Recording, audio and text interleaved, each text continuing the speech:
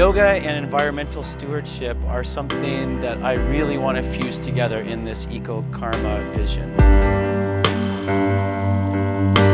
Karma yoga is about finding your highest self in service of others.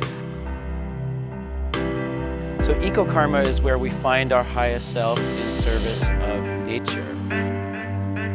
At the end of the day, this is what I believe, is that yogis and ecologists are all saying the same thing, that we are all intimately connected.